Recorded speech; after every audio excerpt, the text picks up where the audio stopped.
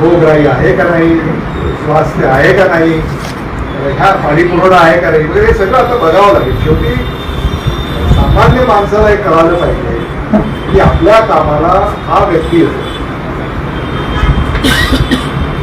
त्यालाच ते मतदान करतात. संपर्कात कोण, पक्षाची मतं असतात, पण स्थानिक स्वराज्य संस्थांमध्ये वैयक्तिक मतं किंवा वैयक्तिक प्रेफरन्स याला अधिक महत्व असतं आणि म्हणून ती तुम्हाला आता ओळख निर्माण करायची. सुंदर पाटील आहेत, काल परवाच त्यांचा वाढदिवस झाला आणि वाढदिवस तुम्हाला वर्षभर साजरा करावा लागेल.